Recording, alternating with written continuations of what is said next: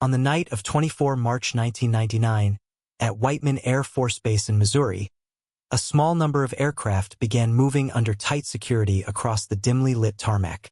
They were matte black, angular, and deliberately difficult to see even at close range. Within hours, those aircraft would be thousands of miles away, crossing the Pacific and Eurasian airspace corridors in a mission profile that few outside a narrow planning circle fully understood at the time. These were Northrop Grumman B-2 Spirit bombers, designed during the final decade of the Cold War to solve a problem that had obsessed both American and Soviet planners for decades: how to strike deeply defended targets without being detected, intercepted, or stopped. Their appearance over distant theaters was not just a tactical event. It was a strategic signal. For North Korean military planners watching closely from Pyongyang in the years that followed, the lesson was unsettling. The United States no longer required nearby bases, visible force buildups, or prolonged warning cycles to project decisive air power. From the Korean People's Army perspective, the most alarming aspect was not simply the aircraft itself, but the operational pattern it represented. B-2 bombers were demonstrating the ability to depart directly from the continental United States, traverse entire oceans, penetrate layered air defenses, deliver precision weapons, and return home without relying on regional basing that could be tracked or threatened.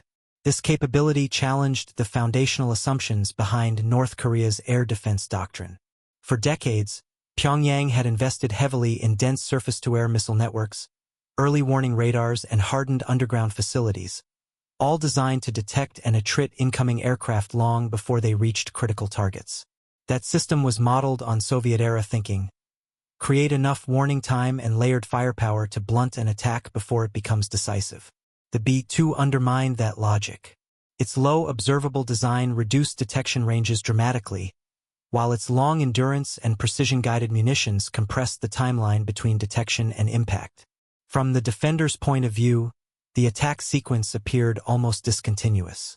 There was no gradual escalation, no visible buildup of aircraft at regional airfields, and no clear moment when an interception decision could reliably be made. By the early 2000s, North Korean generals were no longer studying American bombers as individual platforms. They were confronting a broader shift in warfare itself, a move toward global, low-signature strike systems that blurred the line between strategic deterrence and conventional attack. Understanding how the B-2 achieved this effect, and why traditional defenses struggle to respond, requires looking first at the doctrinal and technical foundations behind its design. To understand why the B-2's Pacific crossing missions were so disturbing to North Korean planners, it is necessary to examine the assumptions that underpinned Pyongyang's air defense doctrine at the end of the Cold War. North Korea's defensive strategy was built around geography, density, and predictability. The peninsula's limited approach corridors, combined with mountainous terrain, encouraged a belief that hostile aircraft would be forced into known paths where radar coverage and missile batteries could be concentrated. By the 1980s, this doctrine had matured into one of the densest integrated air defense environments in the world. Soviet-supplied systems such as the SA-2, SA-3, and later the SA-5 were layered with large-caliber anti-aircraft artillery and a sprawling network of early warning radars. Underground command centers and hardened aircraft shelters were designed to survive initial strikes, absorb losses, and continue operating long enough to impose unacceptable costs on an attacker. The entire structure assumed time as a defensive asset. The B-2 fundamentally disrupted that calculus. Although the aircraft's global missions were supported by carefully coordinated aerial refueling far from hostile airspace, the key point for North Korean observers was operational opacity. There were no visible tanker tracks near the peninsula, no massed bomber formations at regional bases, and no advanced signals that could be reliably interpreted as imminent attack indicators. From the perspective of Pyongyang's command staff, the distinction between refueled and non-refueled flight was largely irrelevant. What mattered was that the attack vector appeared suddenly, from unexpected directions, and with minimal observable preparation. This perception was reinforced by publicly released details following early B-2 combat operations, particularly during the Kosovo conflict, where the aircraft flew intercontinental sorties directly from the United States. North Korean analysts studying these missions noted that the bombers were able to strike heavily defended targets on the opening nights of conflict, precisely when air defenses were at their highest readiness. That sequence ran counter to decades of air defense theory, which assumed that attackers would first degrade radar and missile networks through attritional campaigns. For North Korea, the implication was stark. If a small number of stealth bombers could bypass detection long enough to deliver precision strikes against leadership bunkers, missile facilities, or command nodes, then numerical density alone offered no guarantee of protection. The traditional advantage of warning time, central to Pyongyang's planning since the 1950s, was being eroded. This realization forced North Korean strategists to reassess not just individual systems, but the survivability of their entire deterrent posture. And that reassessment would increasingly push them toward alternative methods of deterrence and concealment beyond conventional air defense alone. As North Korean planners grappled with the implications of stealth penetration, attention shifted from air defense hardware to the broader problem of strategic vulnerability. If layered missile belts and dense radar coverage could no longer guarantee early warning, then survivability had to be redefined. This transition was neither sudden nor theoretical.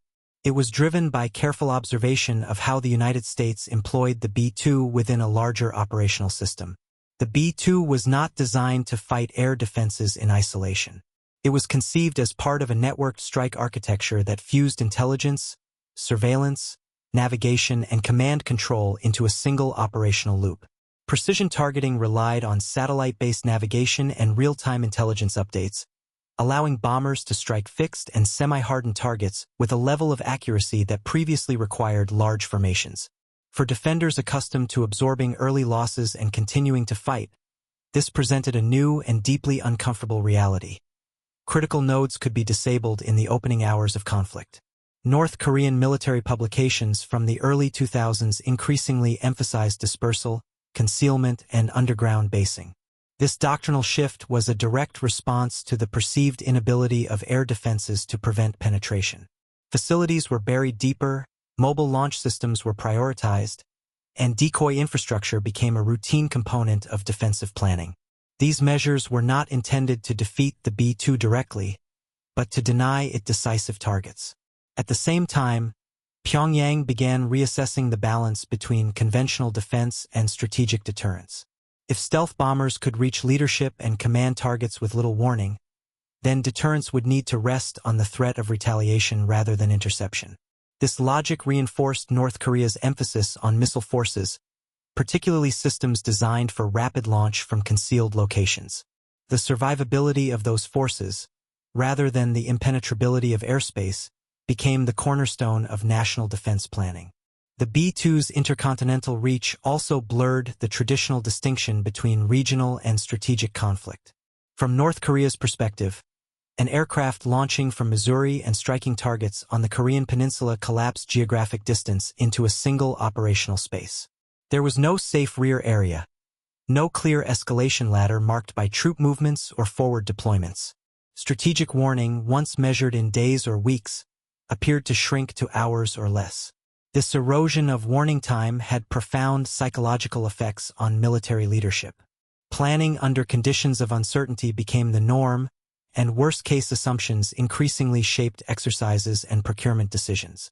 The question facing North Korean generals was no longer whether their air defenses could stop every attacker, but whether their state could function at all after the opening phase of a stealth-enabled strike. While North Korea adjusted its doctrine in response to stealth penetration, the United States continued refining the operational concepts that made the B-2 so disruptive in the first place.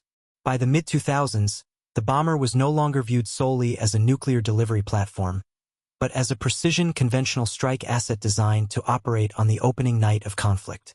That evolution mattered deeply to observers in Pyongyang, because it suggested that the threshold for using such aircraft was lower than Cold War assumptions had once implied. American planners emphasized the B-2's ability to hold a small number of high-value targets at risk with disproportionate strategic effect. These targets included command bunkers, hardened missile facilities, air defense nodes, and communication relays that enabled coordinated response. For a state like North Korea, whose military power relied on centralized command structures and pre-planned responses, the vulnerability of these nodes carried existential implications. A successful first wave of strikes did not need to destroy the entire force. It only needed to disrupt the system long enough to paralyze decision-making. Exercises and public demonstrations reinforced this message. Long-range bomber deployments to the Pacific, often announced but deliberately ambiguous in detail, showcased the United States' ability to generate global strike options without permanently forward-stationing assets. From North Korea's perspective, these missions highlighted a critical imbalance.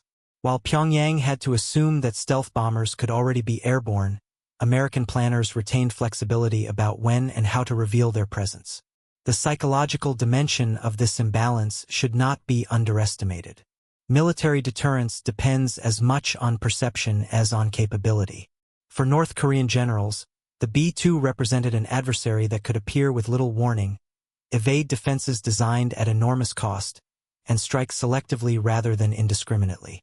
That combination eroded confidence in traditional indicators of crisis escalation, such as force mobilization or airbase activity. This uncertainty fed into broader strategic messaging from Pyongyang, which increasingly framed deterrence as a balance of survivable retaliation rather than territorial defense. The logic was clear.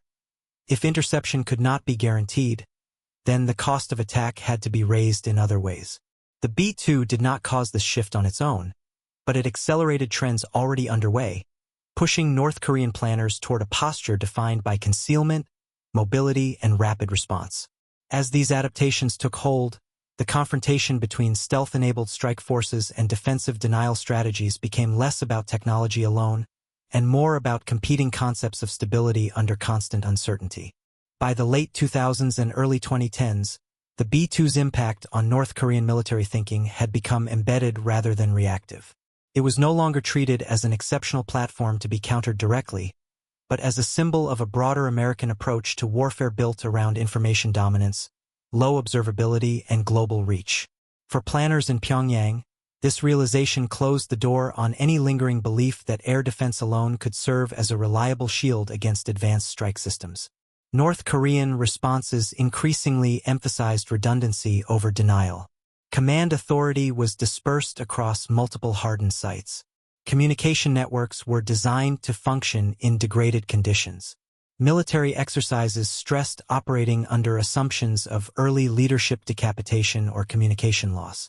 These measures reflected an acceptance that some level of penetration was unavoidable, and that survival depended on absorbing the first blow rather than preventing it entirely. At the same time, the B-2 reinforced the strategic asymmetry between the two states. The United States could project power globally without crossing regional red lines until the moment of execution. North Korea, by contrast, remained geographically fixed, its key assets known and its defensive preparations visible to surveillance. This imbalance shaped crisis behavior on both sides. American bomber flights were used as signals, sometimes overt, sometimes deliberately ambiguous, while North Korean responses focused on rhetoric, missile tests, and demonstrations of retaliatory capability rather than air defense readiness. The enduring lesson for North Korean generals was not simply that the B-2 was difficult to detect, but that it collapsed the traditional boundaries between peace, crisis, and conflict. A bomber launching from the continental United States could reach the Korean peninsula within a single operational cycle, leaving little room for miscalculation or recovery once a decision was made. In that sense, the aircraft represented a shift from deterrence based on visible posture to deterrence based on latent capability.